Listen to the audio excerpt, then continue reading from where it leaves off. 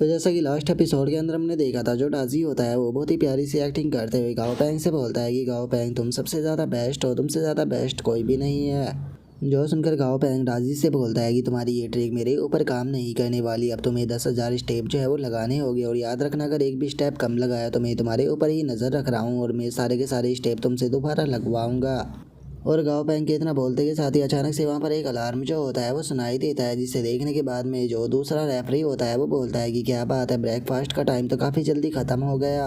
और अब इतना बोलकर वो रेफरी जो होता है वो गाँव पैंग से बोलता है कि मिस्टर गाँव पैंग, क्या आप थोड़ी बहुत एडवाइस जो है वो मुझसे लेना चाहोगे? तुमने शायद इस चीज़ के ऊपर ध्यान नहीं दिया होगा, यहाँ पर जो होजिया रीजन था उसके अंदर से 12 लोग जो थे वो पार्टिसिपेट कर रहे थे, जिनके अंदर में से केवल 8 ही लोग जो है वो सेकंड राउंड के अंदर गए हैं। और इन 4 एलिमिनेट होने वाले बंदों में से 3 एलिमिनेट जो है वो बंदे उस टाइम पर हुए हैं जब उनके मैच में तुम रेफरी बन रहे थे।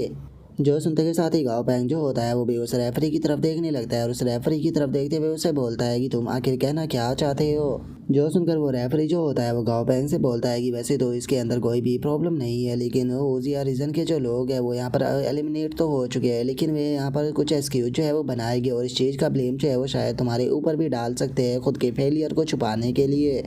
जिस कारण ऐसा भी हो सकता है कि तुम्हारे कैरियर के ऊपर भी यहाँ पर सवाल जो है वो उठ सकते हैं। तो इसीलिए मैं तुम्हें एडवाइस दूंगा कि तुम थोड़ा अपना ध्यान रखना और मेरी तरफ से तुम्हें बेस्ट ऑफ लक। और उस रेफरी के इतना बोलते ही हमारा व्यू जो होता है वो रिपोर्टर के ऊपर आ जाता है, जो कि अनाउंस करते हुए बोलती है कि अब सेकंड राउंड का थर्ड मैच जो है वो होने वाला है और थर्ड मैच जो है वो गैंग मू जो कि अफ्रीका से है और जो किम मू जो कि कोरिया से है, उन दोनों के बीच में होने वाला है। और उनके इतना बोलते के साथ ही हम देखते हैं कि जो किम मू नाम का बंदा होता है वो अरीना के अंदर आ जाता है, जहाँ पर कि बहुत सारे लोग जो होते हैं वो किम मू को चेयर कर रहे होते हैं,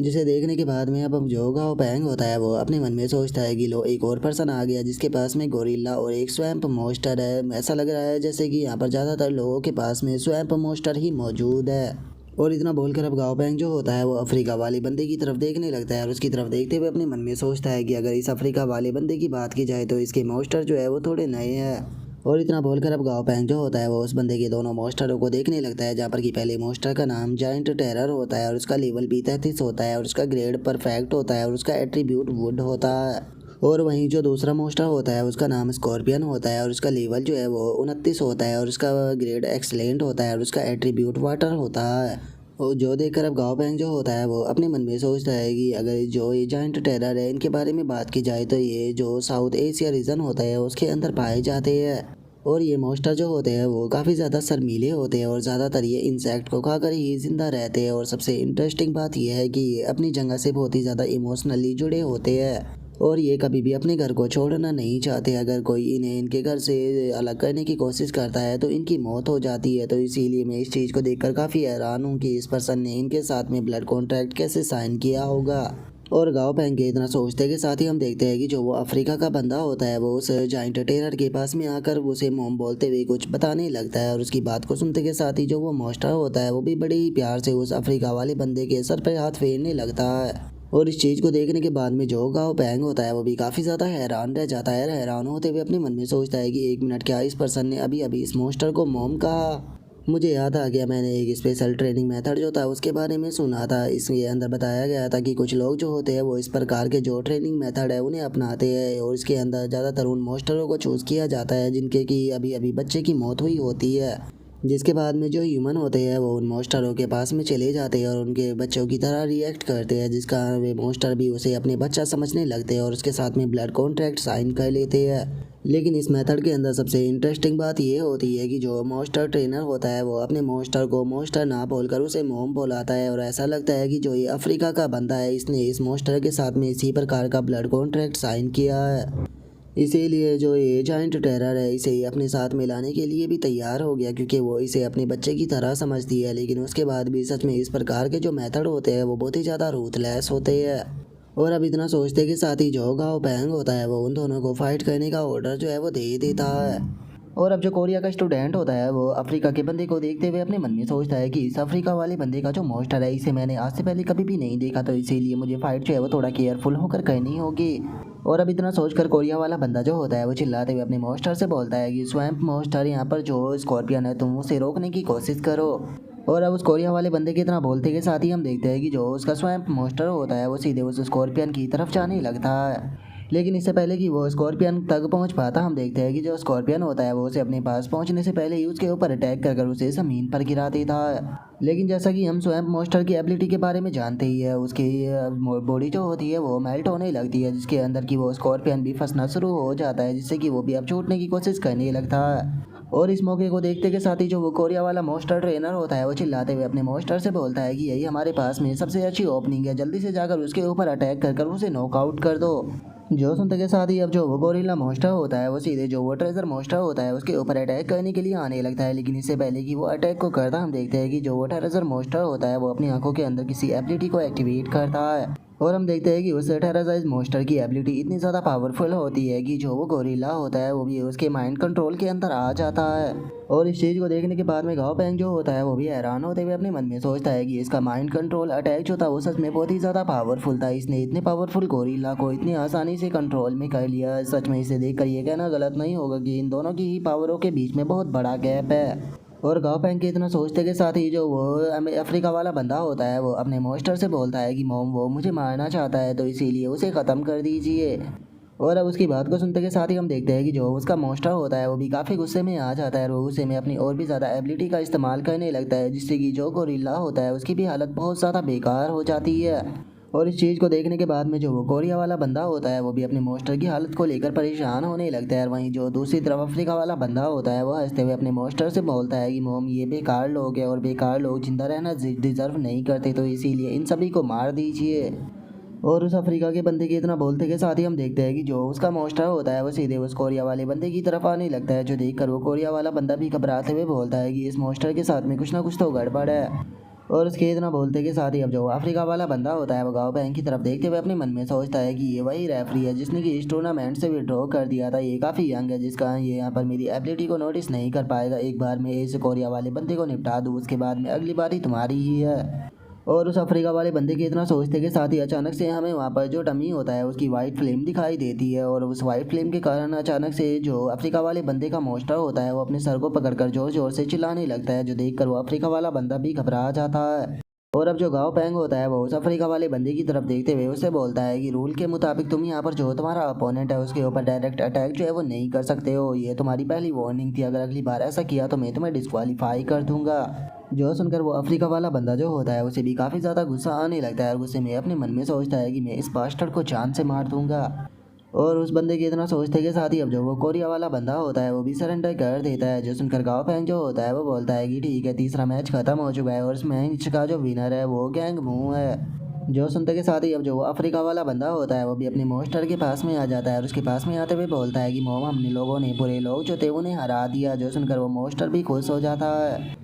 और अब इतना बोलने के बाद में वो अफ्रीका वाला बंदा जो होता है वो अपने मन में सोचता है कि गाओ पैंग जो है वो बहुत ज़्यादा पावरफुल है। अगर मैं मोम की मदद से उसके साथ में फाइट भी करता हूँ तो मैं उसे नहीं हरा पाऊँगा। बचपन से ट्रेनिंग करने के कारण मैं एक चीज़ तो समझ चुका हूँ कि अगर मुझे किसी चीज़ को प्राप्त करना है तो उसके लिए मुझे बहुत ज़्यादा मेहनत करनी होगी। और उसके इतना बोलते के साथ ही हम देखते हैं कि गाँव पैंग के पास में कुछ बंदे जो होते हैं वो आ जाते हैं, जो कि गाँव पैंग को आकर पानी शुरू करते हैं। जो सुनकर गाँव पैंग जो होता है वह हंसते हुए उनसे बोलता है कि अरे मुझे पानी नहीं चाहिए, बस मैं यहाँ पर थोड़ा सा बोर हो रहा हूँ। और इतना बोलकर गाँव पैंग के दिमाग के अंदर एक आइडिया आता है और वो अपने मन में सोचता है कि यहाँ पर रूल है कि जो रेफरी है वो बैट नहीं लगा सकते, लेकिन यहाँ पर कोई ऐसा रूल नहीं है कि जो रेफरी के मॉन्स्टर है वो बैट को नहीं लगा सकते।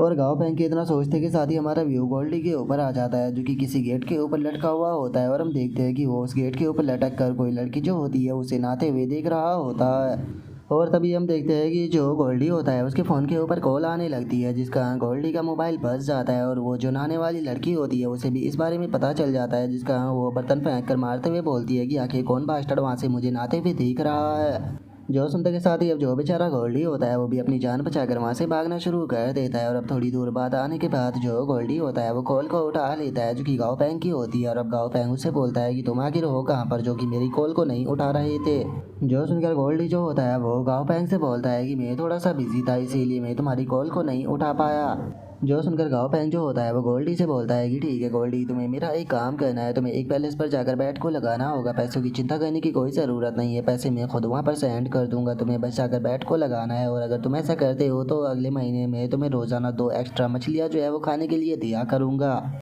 और अब उसके इतना बोलते के साथ ही हमारा व्यू जो होता है वो उसी जगह पर आ जाता है जहाँ पर की बैट को लगाया जा रहा होता है। और अब जो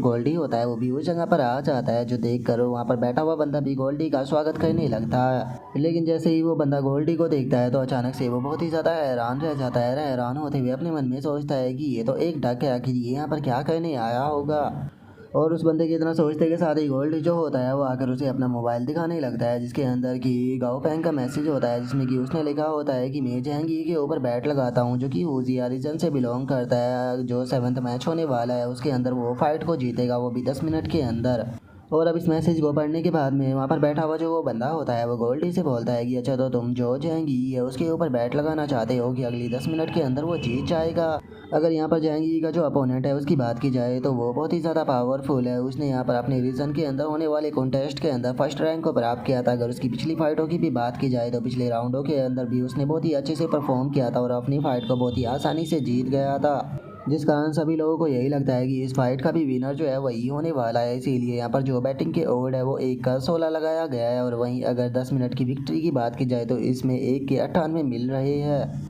और अब इतना बोलते के साथ ही वो बंदा जो होता है वो अपने पास से कुछ पैसे उठाते हुए जो गोल्डी होता है उसे बोलता है कि ठीक है, मुझे बताओ कि तुम बैट को किस प्रकार लगाने वाले हो, मेरा मतलब क्या तुम्हारे पास में ऐसे दिखने वाले पैसे मौजूद है। और उस बंदे के इतना बोलते के साथ ही हम देखते हैं कि जो गोल्डी होता है वो अपने बैग के अंदर से काफ़ी सारे पैसे जो होते हैं वो निकाल कर टेबल के ऊपर रख देता है, जिसे देखने के बाद में वो बंदा भी हैरान रह जाता है और अपने मन में सोचता है कि ये बंदा तो बहुत ज़्यादा रिच निकला। और उसके इतना बोलते ही हम देखते हैं कि जो गोल्डी होता है वो रो रहा होता है। और वहीं दूसरी तरफ वो जो बंदा होता है वो गोल्डी के पैसों को गिनते हुए उसे बोलता है कि ये टोटल 5129.70 अलायंस क्रेडिट है, तो क्या तुम ये सारे के सारे बैट के ऊपर लगाना चाहते हो। जो सुनने के हम देखते हैं कि गोल्डी को कुछ भी समझ में नहीं आता। और तभी वो बंदा जो होता है वो गोल्डी को एक टिकट जो है वो दे देता है। और वो टिकट देते हुए उससे बोलता है कि ठीक है, ये रहा तुम्हारा लॉटरी टिकट, इसे खो मत देना, नहीं तो तुम पैसा जो है वो नहीं ले पाओगे। और उसके इतना बोलते के साथ ही अब जो गोल्डी होता है वो भी वहाँ से बाहर आ जाता है और बाहर आकर खुश होते हुए बोलता है कि फाइनली मैंने इस काम को कर दिया, अब काफ़ी सारा पैसा जो है वो आएगा।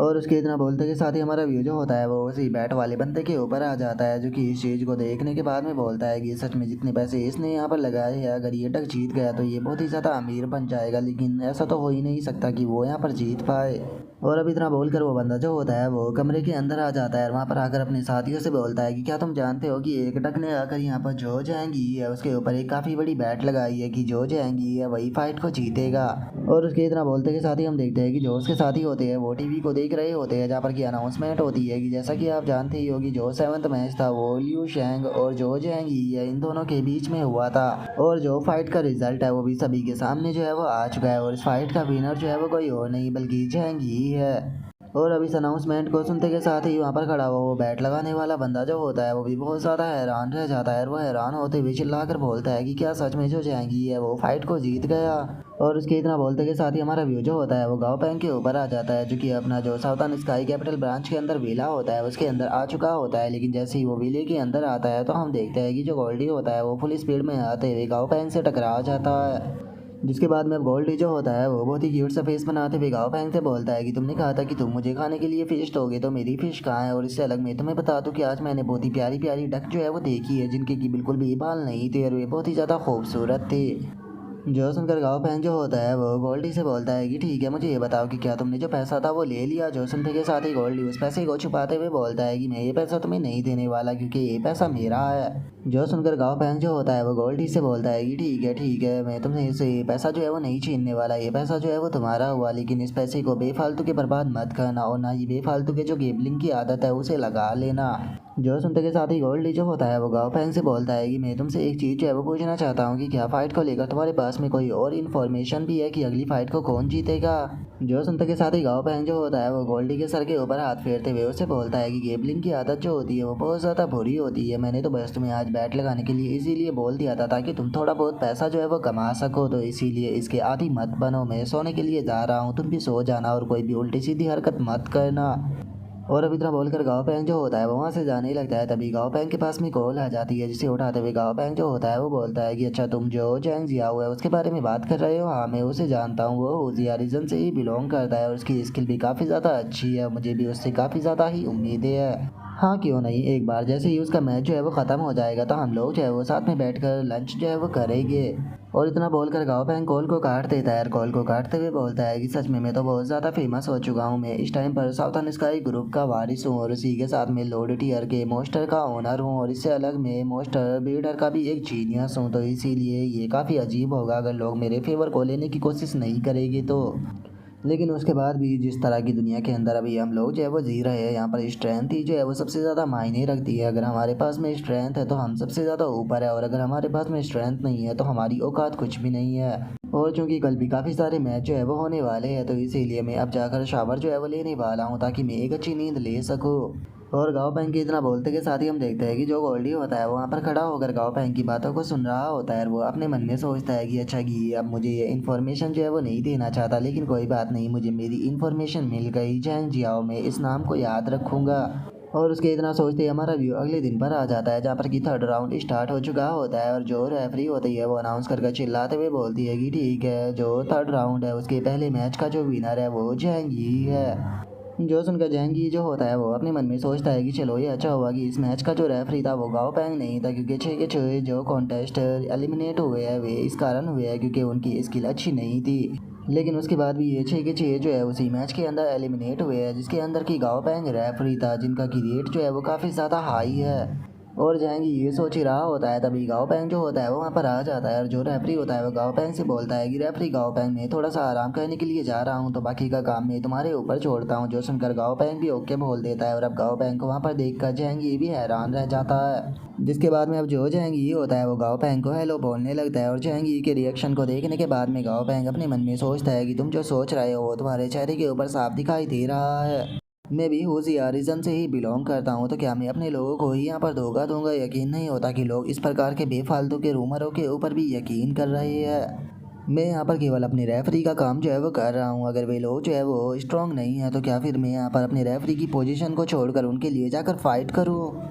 छोड़ो इस चीज़ को, मुझे इस चीज़ से कोई फ़र्क जो है वो नहीं पड़ता है। यहाँ पर जो अगला मैच होने वाला है उसकी थोड़ी इन्फॉर्मेशन को देख लेते हैं। और इतना बोलकर अब गाँव पैंग जो होता है वो अगले बंदे की इन्फॉर्मेशन को देखने लगता है जिसका नाम की डेजी होता है और उसके पास में जो मोस्टर होता है वो सी ड्रैगन होता है और उसके बारे में हमें बताया जाता है कि कॉन्टेस्ट के अंदर उसकी रैंकिंग जो है वो सेकंड पैलेस है। जो देखकर गाँव पैंग जो होता है वो अपने मन में सोचता है कि अच्छा तो इसका मोस्टर जो है वो एक सी ड्रैगन है जो कि काफ़ी पावरफुल मोस्टर होता है, लेकिन ये विलुप्त हो चुके थे। पता नहीं इसे सी ड्रैगन जो है वो कैसे मिला होगा। लेकिन अगर सी ड्रैगन की बात की जाए अपनी असली पावर जो होती है उसे गर्म पानी के अंदर ही दिखा पाते हैं, लेकिन यहाँ पर 200 की ज़मीन है तो क्या सी ड्रैगन अपनी पूरी पावर का इस्तेमाल कर भी पाएगा? अगर सभी मोस्टरों की इन्फॉर्मेशन को देखा जाए तो टूर्नामेंट के अंदर केवल एक स्काई फायर होंड ही ऐसा मोस्टर है जो कि इस सी ड्रैगन का सामना जो है वो कर सकता है। वैसे सी ड्रैगन के जो एट्रीब्यूट होते हैं और उसका जो साइज़ होता है वो उसे एडवांटेज देता है, लेकिन उसके बाद भी हो सकता है कि शायद स्काई फायर होंड जो है वो जीत जाए। और गाँव पैंग के इतना सोचते के साथ ही हम देखते हैं कि जो टूर्नामेंट होता है वो आगे बढ़ने लगता है, जहाँ पर कि अब सभी लोगों को उनकी रैंकिंग भी मिलने लगती है और जो को लुइशी होता है उसे 11th रैंक मिलती है और वहीं जो लोंग बिन्यू होता है उसे 6th रैंक मिलती है। और हम देखते हैं कि जो जुन मोई होती है वो भी अपनी फाइट को हार चुकी होती है और उसकी जो रैंकिंग होती है वो 5th होती है। जिसके बाद में अब हमारा व्यू जो होता है वो फाइनल फाइट पर आ जाता है, जहाँ पर कि फाइनल फाइट जो होती है वो जैंगी और जो डेजी होती है उन दोनों के बीच में होने वाली होती है। और अब जो रिपोर्टर होती है वो अनाउंस करते हुए बोलती है कि जैसा कि आप लोग जानते ही हो कि जो जैंगी है वो होशियार रीजन से बिलोंग करता है और वहीं अगर डेजी की बात की जाए तो वो ग्रेट बीटियान रीजन से बिलोंग करती है। इन दोनों ने ही इस कंपटीशन के अंदर अपना बेस्ट दिया है, लेकिन अब फाइनल फाइट जो है वो होने वाली है और इस फाइनल फाइट के बाद में डिसाइड होगा कि वर्ल्ड यूथ मोस्टर ट्रेनर चैंपियनशिप का सबसे स्ट्रॉन्गेस्ट मोस्टर ट्रेनर कौन है। और उसके इतना बोलते के साथ ही अब जो गाँव पैंग होता है वो भी जैंगी की तरफ देखने लगता है और उसकी तरफ देखते हुए अपने मन में सोचता है कि मैं बिल्कुल सही था, जो स्काई फायर होंड है वही आखिरी में जो सी ड्रैगन है उसके साथ में फाइट करेगा। लेकिन चलो एक बार मेरे जो मोस्टर है उन्हें भी देख लेते हैं कि आखिर उन लोगों की जो ट्रेनिंग है वो कैसी चल रही है। और इतना सोचकर अब गाँव पैंग जो होता है वो अपने मोस्टरों को कॉल लगा देता है और जैसे ही गाँव पैंग कॉल लगाता है तो उसे पता लगता है कि जो गोल्डी है वो तो आराम से बैठा हुआ वहाँ पर कॉफ़ी पी रहा है। जो देखकर गाँव पैंग चिल्लाते हुए उसे बोलता है कि गोल्डी तुम क्या कर रहे हो? जो सुनते ही गोल्डी भी बहुत ज़्यादा घबरा जाता है और घबराते हुए गाँव पैंग से बोलता है कि कुछ नहीं, मैं बस बैठा था। जो सुनकर गाँव पैंग जो होता है वो गोल्डी को डांटते हुए उसे बोलता है कि गोल्डी, क्या तुमने भी जो डाजी की बेकार सी हरकतें हैं उन्हें सीख लिया है? खुद को अच्छे से ट्रेन करो। अगर तुमने 1 महीने के अंदर 7 लेवलों पर ब्रेक थ्रू कर लिया तो मैं तुम्हें 3 लाख अलायंस क्रेडिट जो है वो दूंगा, जिसके बाद में तुम जो चाहे वो खा सकते हो। और गाँव पैंग की इस बात को सुनते के साथ ही जो गोल्डी होता है वह हंसते हुए गाँव पैंग से बोलता है कि मुझे तुम्हारे पैसों की कोई भी ज़रूरत नहीं है, क्योंकि जल्दी ही मेरे पास में बहुत सारा पैसा जो है वो आने वाला है। मैं बहुत ही ज़्यादा स्मार्ट था, इसीलिए मैंने अपनी बैट जो थी वो झैंग जियाओ के ऊपर लगा दी थी। जो सुनकर गाँव पैंग जो होता है वो उसे बोलता है कि जैंग जियाओ, क्या तुमने जैंग जियाओ के ऊपर दोबारा से बैट लगाई थी? लेकिन आखिर तुमने जो बैट लगाने वाला बंदा था उसे अपनी बात समझाई कैसे, क्योंकि तुम तो उसके साथ में बात नहीं कर सकते थे। जो सुनते के साथ ही जो गोल्डी होता है वो अपने पास से एक बोर्ड दिखाते हुए गाँव पैंग से बोलता है कि ये जो स्टेरपी है उसे मैंने लिखवाया था। स्टेरपी की जो राइटिंग है वो बहुत ही ज़्यादा प्यारी है। जो सुनते के साथ ही जो स्टेर भी होती है वो गोल्डी को मारते हुए उसे बोलती है कि मास्टर, तुमने मुझसे बोला था कि तुम इसके बारे में गाँव पैंग को नहीं बताओगे, तुमने अपने वादे को तोड़ दिया। और उसके इतना बोलते के साथ ही गाँव पैंग जो होता है वो गोल्डी से बोलता है कि सच में तुम तो बहुत ही बड़े गधे निकले जो कि तुमने जैंग जियाओ के ऊपर बैट लगाई थी, क्योंकि जैंग जियाओ तो सुबह ही हार गया था। तुम्हारा सारा का सारा पैसा जो है वो डूब चुका है, अब तुम्हारे पास में कुछ भी नहीं बचा। और अब गाँव पैंग की इस बात को सुनते के साथ ही तो हम देखते हैं कि जो बेचारा गोल्डी होता है उसके तो सारे अरमान ही टूट जाते हैं। जो देखकर गाँव पैंग जो होता है वो उससे बोलता है कि अब बेवकूफ़ों की तरह उदास होना बंद करो, जल्दी से अपने 7 लेवल जो है वो बढ़ा लो, जिसके बाद में मैं तुम्हें 3 लाख अलायंस क्रेडिट जो है वो दे दूंगा। और जैसे जैसे तुम अपने जो लेवल है उसे आगे बढ़ाओगे वैसे वैसे ही जो तुम्हारा रिवॉर्ड है वो भी बढ़ता जाएगा। तो इसीलिए बेफालतू की जो गेमलिंग है उसके चक्कर में मत पड़ो। जो सुनते के साथ ही अब जो गोल्डी होता है वो रोते हुए अपनी ट्रेनिंग को करना शुरू कर देता है। अपनी ट्रेनिंग को करते हुए गाँव पैंग से बोलता है कि गाँव पैंग, मुझे तुम्हारा पैसा नहीं चाहिए, बस मुझे ये बताओ कि जो जैंग जियाओ था आखिर उसे हराया किसने? जो सुनकर गाँव पैंग गोल्डी से बोलता है कि क्यों, क्या हो गया? तुम आखिर इस चीज़ को जानकर क्या करोगे? जैंग जियाओ का जो अपोनेंट था उसने बिल्कुल फेयरली फाइट जो है वो उसे जीता है, क्योंकि वो जैंग जियाओ से ज़्यादा पावरफुल था। तो आखिर इस चीज़ में गलत क्या है? मुझे समझ में नहीं आ रहा कि आखिर तुम इस चीज़ को लेकर इतना ज़्यादा गुस्सा क्यों कर रहे हो। तुम्हें खुद को बस ट्रेन जो है वो करने के ऊपर ध्यान देना चाहिए। मैं तुमसे वादा करता हूँ कि अगर तुम खुद को अच्छे से ट्रेन करते हो तो केवल तुम्हें अच्छी चीज़ें ही खाने के लिए नहीं मिलेगी, बल्कि तुम्हें अच्छी प्यारी सी डक भी मिल जाएगी। और गाँव पैंग के इतना बोलते के साथ ही वहाँ पर रेफरी जो होता है वो आ जाता है, जो कि यहाँ पर आते हुए गाँव पैंग से बोलता है कि गाँव पैंग, क्या तुम इस चीज़ को लेकर श्योर ही हो कि जो फाइनल मैच है तुम उसमें रेफरी नहीं बनोगे? जो सुनते के साथ ही गाँव पैंग जो होता है वो मना करते हुए उसे बोलता है कि बिल्कुल भी नहीं, मैं फाइनल मैच का रेफरी जो है वो नहीं बनने वाला। बहुत सारे लोगों को इस चीज़ के ऊपर शक है कि मैं ही लोगों को यहाँ पर हरवा रहा हूँ, और अगर ये फाइनल फाइट भी जाएंगी हार गया तो सारा का सारा ब्लेम जो है वो लोग मेरे ऊपर ही डाल देंगे। और गाँव पैंग के इतना बोलते के साथ ही हम देखते हैं कि अब दोनों बंदे जो होते हैं वो एक दूसरे के सामने आ जाते हैं, और जो रेफरी होती है वो अनाउंस करते हुए बोलती है कि ठीक है, सभी लोग जो है वो तैयार हो जाइए, बहुत ही देर के इंतज़ार के बाद में अब जो फाइनल मैच है वो स्टार्ट होने वाला है। और अब हम देखते हैं कि जो जहांगीर होता है वो अपने तीनों मोस्टरों को निकाल लेता है, जहाँ पर कि पहले मोस्टर का नाम गोल्डन बैक बॉयर होता है, और उसका ग्रेड जो होता है वो नॉर्मल होता है, और उसका लेवल 30 होता है, और उसका एट्रीब्यूट गोल्ड होता है। और वहीं जो दूसरा मोस्टर होता है उसका नाम ब्लैक ट्रूथ अपोनियन पपी होता है, जिसका ग्रेड की एक्सीलेंट होता है, और उसका लेवल 27 होता है, और उसका एट्रीब्यूट वुड और इल्यूजन होता है। और अब जहांगीर के मोस्टरों को देखने के बाद में गाँव पैंग जो होता है वो अपने मन में सोचता है कि जहांगीर का जो ये तीसरा मोस्टर पॉपी है इसकी स्किल तो बहुत ही ज़्यादा इंटरेस्टिंग है। ये गैस को रिलीज करता है जिसे सूंघने वाला मोस्टर जो होता है वो बर्जर मोड में चला जाता है, जिस कारण उसे किसी भी प्रकार का पेन जो होता है वो फील नहीं होता, और वो अपने सामने वाले अपोनेंट के ऊपर बेइंतहा अटैक कर कर उसे जान से मार देता है। सच में ऐसा लगता है कि जो जहांगीर है वो अपने दोनों मोस्टरों के ऊपर इसी स्किल का इस्तेमाल करवाएगा। जहांगीर तो बहुत ज़्यादा चालाक निकला, लेकिन मुझे नहीं लगता कि हमें इस प्रकार की जो स्किल है उसका इस्तेमाल करना चाहिए, क्योंकि अगर जहांगीर इसी प्रकार से स्किल का इस्तेमाल करता रहेगा तो इसके बाकी के जो मोस्टर है वो उसके एडिक्ट बन जाएंगे, जिस कारण फ्यूचर में काफ़ी बड़ी प्रॉब्लम भी हो सकती है। और गाँव पैंग के इतना सोचते के साथ ही हम देखते हैं कि जिड्डाजी के भी जो तीनों मोस्टर होते हैं वो भी सामने आ जाते हैं, जहाँ पर कि उसके जो दो छोटे मोस्टर होते हैं उनके बारे में हमें बताया जाता है कि इनका नाम जो है वो रिवर आउटर है, जिनका कि ग्रेड एक्सीलेंट है, और उनका लेवल भी दोनों का 28 और 29 है, और उनका जो एट्रीब्यूट है वो अर्थ और वाटर है। और वहीं अगर इसके तीसरे मोस्टर की बात की जाए तो वो एक सी ड्रैगन है, जिसका कि ग्रेड जो है वो एपिक है, और उसका लेवल जो है वो 34 है। और अभी इन्हें देखने के बाद में गाँव पैंग जो होता है वो अपने मन में सोचता है कि अगर इसके जो ये दो बाकी के मोस्टर है उनके बारे में बात की जाए तो उनके अंदर कुछ ऐसा स्पेशल नहीं है, लेकिन जो इसका ड्रैगन है वो थोड़ा स्पेशल है। क्योंकि अगर इसकी आंखों की बात की जाए तो इसकी आंखें जो है वो बहुत ही ज़्यादा यूनिक है। मैंने आज से पहले कभी भी नहीं सोचा था कि किसी मोस्टर के पास में इस तरह की भी यूनिक होगी, और इसके जो इफेक्ट है वो भी अननोन है। अगर इसकी स्किल का कंपैरिजन किया जाए तो इसकी स्किल थोड़ी बहुत जो डमी की ब्लड 3 हार्ट है उसी की तरह है। जो कि सच में अपने आप में ही एक एक्स्ट्रा ऑर्डिनरी स्किल है, जिसे देखने के बाद में ये कहना गलत नहीं होगा कि इसे हराना बहुत ही ज़्यादा मुश्किल होने वाला है। इसीलिए जाएंगी इस फाइट को मत हार जाना, नहीं तो लोग इस चीज़ के लिए भी सारा ब्लेम मेरे ऊपर ही डाल देंगे। और गाँव पैंग के इतना सोचते के साथ ही अब जो रेफरी होता है वो अनाउंस करते हुए बोलता है कि ठीक है चलो अब जो फाइट है उसे स्टार्ट करो। जो सुनते के साथ ही जो जैंग ही होता है वो अपनी पॉपिल मोस्टर को ऑर्डर देते हुए उसे बोलता है कि जल्दी से जो अपनी गैस है उसका इस्तेमाल करो। जो सुनते के साथ ही वो मोस्टर भी अपनी गैस का इस्तेमाल करने लगता है और अपनी गैस का इस्तेमाल करते हुए जो बाकी के दोनों मोस्टर होते हैं उनके ऊपर अपनी गैस को डाल देता है। और अब जैसे ही वो गैस उन दोनों मोस्टरों के ऊपर डलती है तो हम देखते हैं कि जैंग ही के दोनों मोस्टर जो होते हैं वो बर्जर मोड में चले जाते हैं, जो कि देखने में अब बहुत ही ज़्यादा खतरनाक भी लग रहे होते हैं। और अब जो जैंगी का पहला मोस्टर होता है वो डेजी के जो दोनों मोस्टर होते हैं उनके ऊपर अटैक करने के लिए जाने लगता है। जो देखने के बाद में जो रिपोर्टर होती है वो बोलती है कि जैंगी ने पहला अटैक जो है वो कर दिया है। और उसके इतना बोलते के साथ ही जो डेजी होती है वो अपने मोस्टर को ऑर्डर देते हुए उसे बोलती है कि अर्थ रिवर शील्ड वॉल जो है उसका इस्तेमाल करो। जो सुनते के साथ ही अब जो उसका मोस्टर होता है वो भी एक वॉल को बना देता है, जिसका जैंगी का मोस्टर भी जाकर उससे टकरा जाता है। और इस चीज़ को देखने के बाद में जो डेजी होती है वो अपने मन में सोचती है कि अच्छा हुआ कि मेरा जो मोस्टर है उसके पास में यहाँ पर अर्थ एलिमेंट का एट्रीब्यूट है और उसी के साथ में मैंने इसकी स्किल के ऊपर बहुत ही ज़्यादा काम भी किया है। अगर मैंने ऐसा नहीं किया होता तो मुझे डर था कि जो ये बुअर है इसे ये अर्थ वॉल जो है वो नहीं रोक पाती। और डेजी के इतना सोचते के साथ ही जैंगी का जो दूसरा मोस्टर होता है वो अटैक करने के लिए आने लगता है, लेकिन उसके अटैक करने से पहले ही जोशी ड्रैगन होता है वो उसके पास में आकर उसके ऊपर अटैक कर दूर फेंक देता है। और उसके बाद में जोशी ड्रैगन होता है वो जैंगी के दूसरे मोस्टर की तरफ देखने लगता है और उसके पास में आकर उसके ऊपर भी अटैक कर उसे इंजर्ड कर देता है। और अब डेजी के ड्रैगन की पावर को देखने के बाद में गाओ पैंग जो होता है वो अपने मन में सोचता है कि जैसा कि मैंने सोचा ही था, डेजी का सी ड्रैगन जो है वो सच में एक्स्ट्रा ऑर्डिनरी है।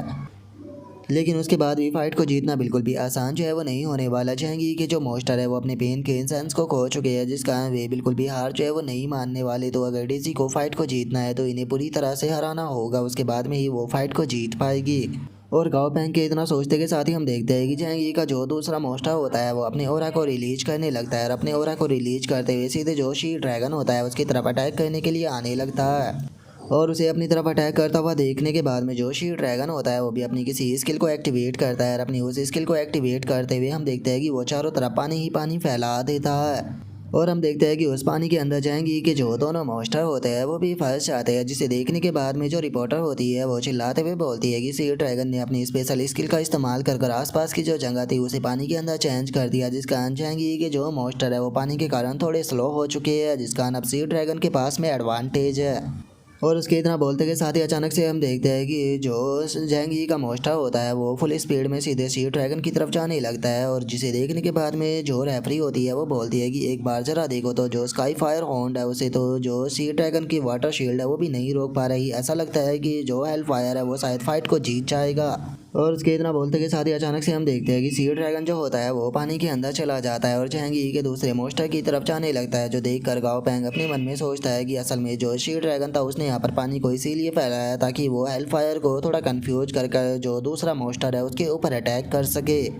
और उसके इतना बोलते के साथ ही अचानक से जो जैंगी होता है वो चिल्लाते हुए अपने मोस्टर से बोलता है कि गोल्डन जल्दी से वहाँ से पीछे हटो, वो तुम्हारी तरफ ही आ रहा है। और उसके इतना बोलते के साथ ही हम देखते हैं कि जो शी ड्रैगन होता है वो आकर उसके मोस्टर के ऊपर अटैक कर उसे वहीं पर ही जान से मार देता है। और इस चीज़ को देखने के बाद में गाओ पैंग जो होता है वो अपने मन में सोचता है कि यकीन नहीं होता कि यहाँ पर उसने एक ही अटैक में यहाँ पर इसके मोस्टर को मार दिया। सच में जो ये ड्रग होते हैं ये किसी भी काम के नहीं होते। अगर जैंगी ने अपने मोस्टर के ऊपर ड्रग का इस्तेमाल ना किया होता तो शायद ही इसके अपने मोस्टर को पीछे हटाकर उसकी जान को बचा सकता था, लेकिन यहाँ पर ड्रग का इस्तेमाल होने के कारण उसने अपने ट्रेनर की बात को नहीं सुना और अपनी जान को गंवा दिया। और गाओ पैंग के इतना सोचते के साथ ही अब जैंगी जो होता है उसे भी बहुत ज़्यादा गुस्सा आ चुका होता है और वो चिल्लाते हुए बोलता है कि इसका रिफायर होंड अपनी फुल पावर का इस्तेमाल कर जो ये स्काई अर्थ रिवर है इन्हें जान से मार दो, क्योंकि अब मेरा मोस्टर जो है वो मर चुका है तो मैं भी इसके मोस्टरों को जान से ही मारूंगा।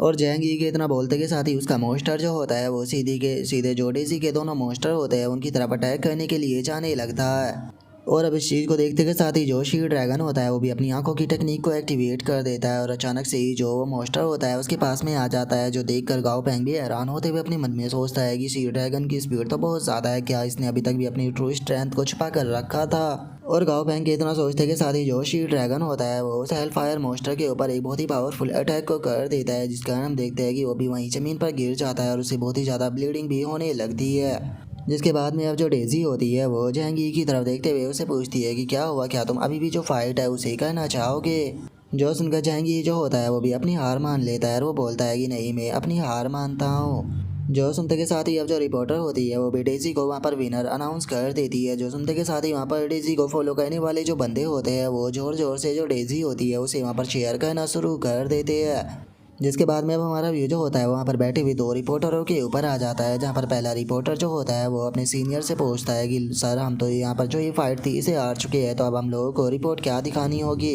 जो सुनकर उसका बॉस जो होता है वो उससे बोलता है कि मेरे दिमाग के अंदर पहले ही एक बहुत अच्छा टॉपिक जो है वो आ चुका है, हम लोग जो है वो यहाँ पर सारा का सारा ब्लेम और रिस्पॉन्सिबिलिटी जो है वो गाओ पेंग के ऊपर थोप देंगे, तो बस तुम देखते जाओ मैं कैसे चारों तरफ न्यूज को फैलाता हूँ। और उसके इतना बोलते के साथ ही अब हम देखते हैं कि जो रिपोर्ट होती है वो चेन्नई लगती है, जहाँ पर कि बताया जाता है कि यहाँ पर जो चैंपियनशिप है उसे हारने का रीज़न केवल एक ही है, क्योंकि गाओ पेंग ने रेफरी बनने से मना कर दिया था, वो केवल खुद की ग्लोरी के ऊपर ध्यान देता है। गाओ पेंग जो है वो होजी अरिजन का गद्दार है, उसे होजी अरिजन से निकाल देना चाहिए, ऐसे गद्दार को होजी अरिजन के अंदर नहीं रखना चाहिए। और अब इस रिपोर्ट को देखने के बाद में गाओ पेंग जो होता है वो अपने मन में सोचता है कि जैसा कि इन लोगों से उम्मीद की जा सकती है, ये लोग जो है वो अभी भी हार मानने के लिए तैयार नहीं है, लेकिन एक बात तो सच है कि रिजल्ट जो है वो बिल्कुल अलग होता है अगर मैंने इस कंपटीशन के अंदर पार्टिसिपेट किया होता तो। और गाओ पेंग ये सोच ही रहा होता है, तभी हम देखते हैं कि वहाँ पर जो गोल्डी होता है वो आ जाता है, और गोल्डी को वहाँ पर देखने के बाद में गाओ पेंग उससे पूछता है कि गोल्डी, तुम यहाँ पर क्या कर रहे हो।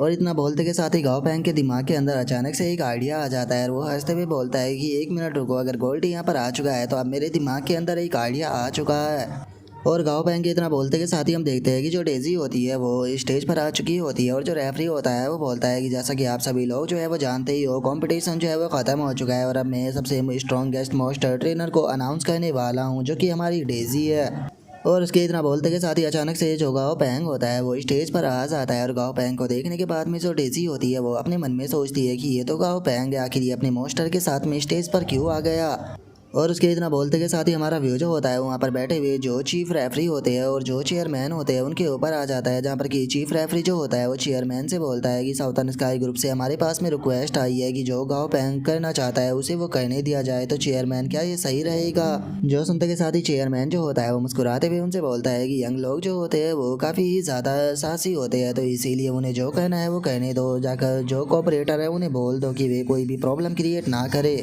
और उनके इतना बोलते के साथ ही हम देखते हैं कि जो गोल्डी होता है उसे डेजी के ऊपर बहुत ज़्यादा गुस्सा आ रहा होता है, और वो डेजी की तरफ इशारा करते हुए बोलता है कि तुम वही हो ना जिसके कारण मैंने अपने सारे पैसों को खो दिया। और गोल्डी की बात को सुनकर डेजी को कुछ भी समझ में नहीं आता, और तभी गाओ पेंग जो होता है वो अपने मन में सोचता है कि चलो अच्छी बात है कि अभी भी जो माइक है उसके सिग्नल को नहीं काटा गया। और इतना सोचकर अब गाओ पेंग जो होता है वो उससे बोलता है कि मैं आपको कॉन्ग्रेचुलेट जो है वो कहना चाहता हूँ मिस डेजी, आप चैंपियन जो है वो बन चुकी हो। और मैं स्टेज पर यहाँ पर अपना जो लिटिल फ्रेंड है उसके साथ में आया हूँ, जिसका कारण ये है कि जो मेरा लिटिल फ्रेंड है वो यहाँ पर इस रिजल्ट से बिल्कुल भी सेटिस्फाई नहीं है। और अगर इसकी बात की जाए तो अभी मेरे लिटिल फ्रेंड को आधा साल ही हुआ है ट्रेनिंग करते हुए, और ये मिड लेवल पर पहुंच चुका है कमांडर टीयर के, तो इसीलिए ये आपके साथ में फाइट जो है वो कहना चाहता है, आप अपने सबसे बेस्ट मोस्टर जो है वो चूज़ कर सकती हो, हम लोग जो है वो यहाँ पर अपने रीज़न को रिप्रेजेंट करेंगे। तो इसीलिए मिस डेजी मैं आपसे पूछना चाहता हूँ कि क्या आप अपने जो चैंपियन सी ड्रैगन है उसका इस्तेमाल कर जो ये मेरा लिटिल फ्रेंड है इसे थोड़ा सबक जो है वो सिखा सकती हो। और गाओ पेंग की इस बात को सुनकर जो डेजी होती है उसे थोड़ा गुस्सा आने लगता है, और वो अपने मन में सोचती है कि अगर मैं इस फाइट को जीत भी जाती हूँ तो मुझे इससे कोई फ़ायदा नहीं होगा, लेकिन अगर मैं इस फाइट को हार गई तो इसका इफेक्ट मेरी रेपुटेशन के ऊपर बहुत बड़ा पड़ेगा, क्योंकि मैं वर्ल्ड यूथ ट्रेनर चैंपियनशिप की चैंपियन जो है वो बन चुकी हूँ। और कितना ज़्यादा बेकार लगेगा कि एक नॉर्मल से डक ने आकर यहाँ पर मुझे हरा दिया, लेकिन यहाँ पर बैठे हुए जो चीफ रेफरी और जो चेयरमैन है वे भी इस चीज़ के लिए कोई भी यहाँ पर एक्शन जो है वो नहीं दिखा रहे हैं, जिसका मतलब वे लोग जो है वो इस चीज़ के लिए पहले ही एग्री कर चुके हैं, तो इसका मतलब मैं भी यहाँ पर इस चीज़ को मना जो है वो नहीं कर सकती हूँ। और अब इतना सोचकर जो डेजी होती है वो गाओ पेंग से बोलती है कि ठीक है मैं तुम्हारे चैलेंज को एक्सेप्ट करती हूँ, लेकिन मुझे नहीं लगता कि मैं तुम्हारी डक को कुछ भी सिखा पाऊंगी, क्योंकि तुम्हारे पास में तो पहले से ही लॉर्ड टीयर का मोस्टर मौजूद है। और अब डेजी के इतना बोलते के साथ ही गाओ पेंग जो होता है वो गोल्डी को ऑर्डर देते हुए उसे बोलता है कि ठीक है गोल्डी, तुम फाइट करना चाहते थे ना, तो अब तुम फाइट कर सकते हो। जो सुनते के साथ ही अब जो गोल्डी होता है वो भी फुल स्पीड में सीधे डेजी के मोस्टर की तरफ जाने लगता है। जो सुनते के साथ ही अब जो डेजी होती है वो भी अपने मोस्टर को ऑर्डर दे देती है। और जो रिपोर्टर होती है वो अनाउंस करते हुए बोलती है कि अभी बहुत ही इंटरेस्टिंग फाइट जो है वो हम लोगों के सामने आ चुकी है। ये फाइट जो है वो हमारे इस साल की जो चैंपियन है उसके साथ में एक कमांडर टीयर की येलो डक करने वाली है। और उनके इतना बोलते ही हम देखते हैं कि सी ड्रैगन जो होता है वो अपने वाटर टेक्निक का इस्तेमाल करता है, लेकिन हम देखते हैं कि जो गोल्डी होता है वो बहुत ही आसानी से उसके जो वाटर होता है उसे डिसअपेयर करते हुए उसकी तरफ जाने लगता है। जो देखने के बाद में रेफरी भी चिल्लाते हुए बोलती है कि इसने तो सी ड्रैगन के वाटर को एक ही पल में हटा दिया। और उनके इतना बोलते के साथ ही गोल्डी जो होता है वो सीधे जाकर जो शी ड्रैगन होता है उसके मुंह के ऊपर खिंचाकर लात मारता है, जिसका हम देखते हैं कि इस लात के कारण शी ड्रैगन भी थोड़ा बहुत इंजर्ड हो जाता है। और अपने शी ड्रैगन को इंजर्ड होता हुआ देखने के बाद में जो डेजी होती है वो भी परेशान होने लगती है। लेकिन तभी सी ड्रैगन जो होता है वो गोल्डी को खिंचाकर एक टेल जो होती है वो मार देता है, जिस कारण गोल्डी भी दूर आकर गिरता है। और तभी सी ड्रैगन भी उसके ऊपर अटैक करने के लिए आने लगता है, लेकिन गोल्डी अपनी पावर का इस्तेमाल करते हुए उससे बच जाता है। जिसके बाद में अब जो गोल्डी होता है वो दोबारा से उस ड्रैगन के ऊपर अटैक करने के लिए जाता है, लेकिन गोल्डी उससे टकराकर खुद ही पीछे ज़मीन पर गिर जाता है। लेकिन इस चीज़ को देखने के बाद में जो डेजी होती है वो थोड़ी परेशान होने लगती है और परेशान होते हुए अपने मन में सोचती है कि जितनी चीज़ें दिखाई दे रही है ये उतनी भी सिंपल नहीं है, यहाँ पर कुछ ना कुछ तो गड़बड़ है। क्योंकि जैसे जैसे ये डक जो है वो यहाँ पर मार खा रहा है वैसे वैसे ही मुझे इसके आसपास का जो हो रहा है वो पावरफुल होता दिखाई दे रहा है। क्या इसका मतलब ये हो सकता है कि ये डक जो है वो लगातार पावरफुल हो रहा है? और डेजी के इतना बोलते के साथ ही जो गोल्डी होता है वो ड्रैगन के मुंह के ऊपर खिंचाकर लात मारते हुए उसे बोलता है कि तुम्हारे अटैक जो है वो बिल्कुल भी इनफ नहीं है, कम से कम थोड़े पावरफुल अटैक तो करो। क्या तुमने आज खाना जो है वो नहीं खाया है जो कि तुम्हारे अटैकों में बिल्कुल भी दम नहीं है?